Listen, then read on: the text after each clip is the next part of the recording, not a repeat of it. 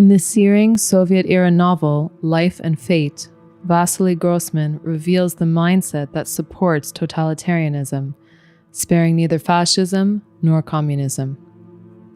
As a journalist, Grossman was out there in the aftermath of the genocide of Jews in Ukraine by Nazis and their civilian collaborators. Grossman describes how the Nazis, abetted by the crimes of Stalin, had first to stir feelings of hatred towards Jews before citizens would follow orders. Grossman sets the stage with a matter-of-fact description of how infected cattle are disposed of. Before slaughtering infected cattle, various preparatory measures have to be carried out. Pits and trenches must be dug. The cattle must be transported to where they are to be slaughtered. Instructions must be issued to qualified workers. If the local population helps the authorities to convey the infected cattle to the slaughtering points and to catch beasts that have run away, they do this not out of hatred of cows and calves, but out of an instinct for self-preservation. Anti-Semitics are not necessarily bloodthirsty, so to gain compliance, special campaigns shaped the mindset of the general population. Similarly, when people are to be slaughtered en masse, the local population is not immediately gripped by a bloodthirsty hatred of the old men, women, and children who are to be destroyed. It is necessary to prepare the population by means of a special campaign. And in this case, it is not enough to rely merely on the instinct for self-preservation. It is necessary to stir up feelings of real hatred and revulsion. Grossman explains how Stalin's previous use of hatred assisted Germans. At an earlier date, in the same regions, Stalin himself had mobilized the fury of the masses, whipping it up to the point of frenzy during the campaigns to liquidate the kulaks as a class, and during the extermination of Trotskyist, Bukharinite degenerates and saboteurs. The result of such campaigns is that the majority of the population obey every order of the authorities as though hypnotized. Yet more is needed.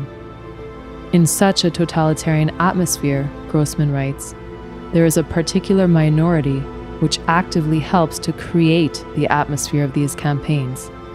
Ideological fanatics, people who take a bloodthirsty delight in the misfortunes of others, and people who want to settle personal scores, to steal a man's belongings or take over his flat or job. Most people, however, are horrified at mass murder. Yet Grossman observes, one of the most astonishing human traits that came to light at this time was obedience.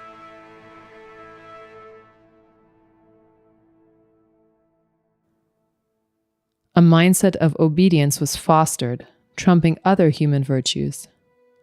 Grossman asks us to learn from this history lesson. He ponders, did a new trait suddenly appear in human nature? He answers his own question, no. This obedience bears witness to a new force acting on human beings.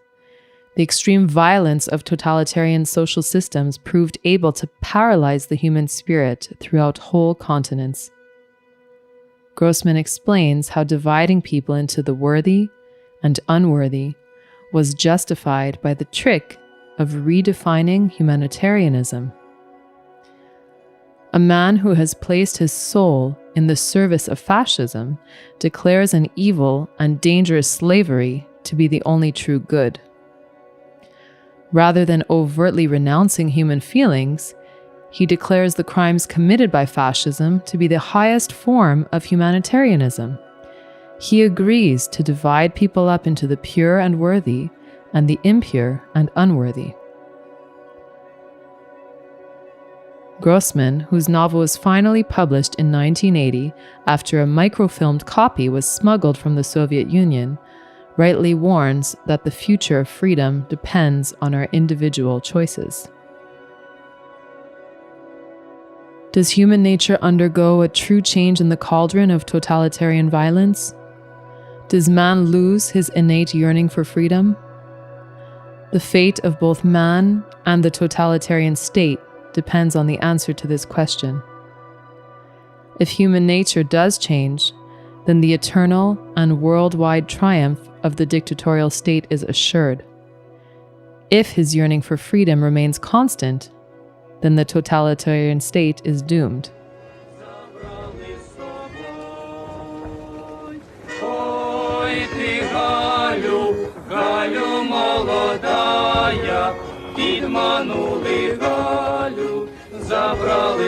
Just a few years after Grossman observed the aftermath of the massacre at Babi Yar, another journalist, novelist, philosopher, Canadian-American Isabel Patterson, offered her observations on human nature and freedom in her book, The God of the Machine. Patterson wrote, "Most of the harm in the world is done by good people, and not by accident, lapse, or omission. It is the result of their deliberate actions, long persevered in, which they hold to be motivated by high ideals toward virtuous ends." Patterson added, "The percentage of positively malignant, vicious, or depraved persons is necessarily small, for no species could survive if its members were habitually and consciously bent upon injuring one another." Like Grossman, Patterson too observed how good people acquiesced and even enabled the slaughtering of millions for a worthy object. Therefore, it is obvious that in periods when millions are slaughtered, when torture is practiced, starvation enforced, oppression made a policy, as at present over a large part of the world, and as it has often been in the past, it must be at the behest of very many good people, and even by their direct action for what they consider a worthy object. Patterson reminds us that the good enablers demand censorship so they can stay comfortable in their wrong-mindedness.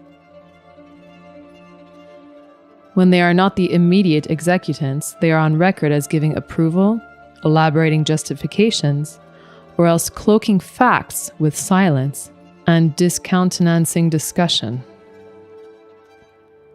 Then Patterson asks us to reflect on the grave error made by good people who would not of their own conscience intent act to hurt their fellow men. Then there must be a very grave error in the means by which they seek to attain their ends. There must be even an error in the primary axioms to permit them to continue using such means. Something is terribly wrong in the procedure, somewhere. What is it? The grave error Patterson points to begins with the belief that an individual can have as their primary purpose helping others by commandeering the resources of others. Once that false belief is entrenched, then the only means possible is the power of the collective, and the premise is that good is collective. Tyrants cannot come to power except, Patterson writes, with the consent and assistance of good people. The communist regime in Russia gained control by promising the peasants land, in terms the promisers knew to be a lie as understood. Having gained power, the communists took from the peasants the land they already owned and exterminated those who resisted. This was done by plan and intention, and the lie was praised as social engineering by socialist admirers in America. Of Stalin, Patterson writes, we have the peculiar spectacle of the man who condemned millions of his own people to starvation, admired by philanthropists whose declared aim is to see to it that everyone in the world has a quart of milk. Grossman asks us to look at ends shaped by totalitarians to erode freedom and justify violence. He explained that both fascism and communism call people to carry out any sacrifice, to accept any means, in order to achieve the highest of ends, the future greatness of the motherland, world progress, the future happiness of mankind, of a nation, of a class. The result? The violence of a totalitarian state is so great as to be no longer a means to an end. It becomes an object of mystical worship and adoration. When a totalitarian state demands worship, we understand why totalitarians must control the narrative.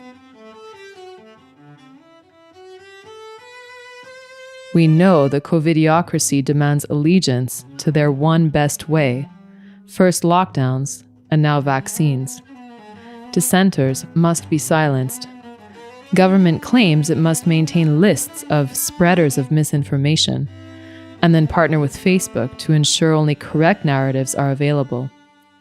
Health ambassadors must be sent door to door to share the good word about vaccines. Those who disagree must be demonized, the impure separated from society if they don't accept a vaccine. Those who make different choices than we do, we mentally condemn and righteously proclaim they threaten others. Although lockdowns have ended in America, as Ethan Yang writes, the intellectual war against them has not been won. In 1944, in his book, Omnipotent Government, The Rise of the Total State and Total War, Ludwig von Mises wrote, "It is in the nature of the men handling the apparatus of compulsion and coercion to overrate its power to work, and to strive at subduing all spheres of human life to its immediate influence." Controlling others through the power of the state is the occupational disease of rulers, warriors, and civil servants. In other words, politicians, their corporate cronies, and the faceless administrative state will use their monopoly power of force for destructive purposes. If totalitarianism comes to America, it will have its own flavor. But as Grossman and Patterson warn, tyranny must have citizen enablers. During the pandemic, many good people have had difficulty interpreting events of this time in light of this basic history lesson. If freedom is under siege in America, it would be wise to quicken our intellectual pace by attending to the emerging illiberal mindset shaping citizens to enable a totalitarian social system. Forces are acting to paralyze the human spirit. We should deceive ourselves no longer. Without the consent and assistance of good people, totalitarians have no power. Governments, Mises warned, become liberal only when forced to by the citizens.